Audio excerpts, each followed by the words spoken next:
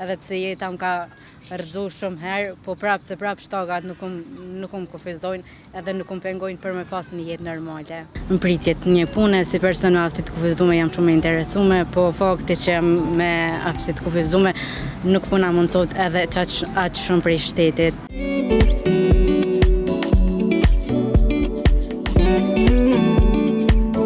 Pavarësisht sfidave shëndetësore, ajo ka dëshmuar se arsimi dhe përkushtimi nuk njohin pengesa, duke u mbushur me vullnet, energji dhe gatishmëri për të kontribuar në shoqëri. Përshëndetje, ju themi edhe këtë javë gjithë juve që jeni duke u shoqëruar me emisionin Ëmbël këto në ekranet të TV1. Sot bashkë me mua është një vajzë me emrin Fortesa. Është 29 vjeçare e cila ka thyer shumë barriera. Për më shumë informacione ndiqni materialin deri në fund. Kena me zhvillu një bisedë të jetë interesante me ta, mirë, po çka qyshe tek, hajde bashkë me mua.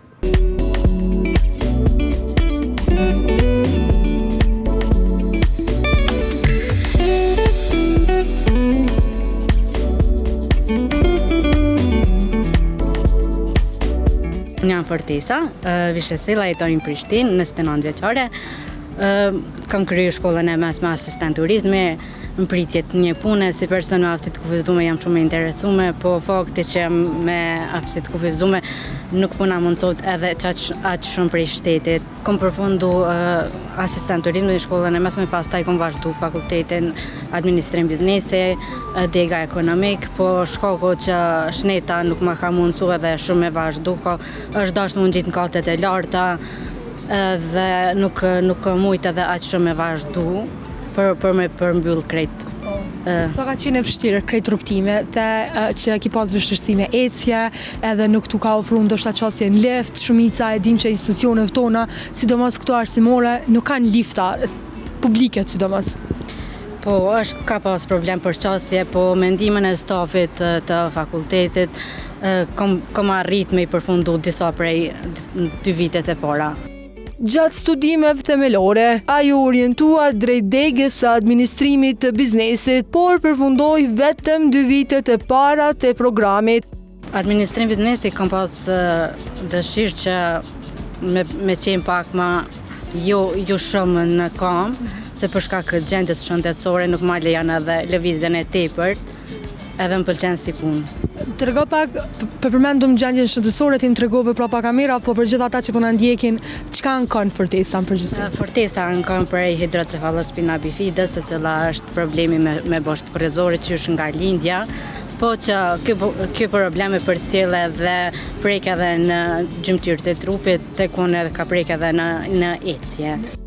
Ajo ka fituar përvojë përmes praktikës në disa kompani vendore, të cilat pavarësisht vlerës profesionale nuk u pasuan me kontratë pune.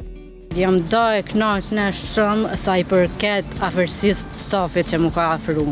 Aty ku kom punu, koleget e kanë kuptu, do me thonë, shumica prej tyre e kanë kuptu aftësinë e kufizume, çka do me thonë.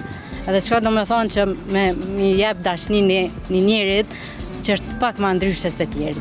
Po njerë kam punu në qese të ripërdashme, në prodhem të qeseve të ripërdashme në organizatën Hendikas, që me qëllim që më heq këtu të najlonit, pas taj kom vazhdu nëse nuk ka boj, mas 4-5 viteve në bankën, në një bank të Kosovës për call center.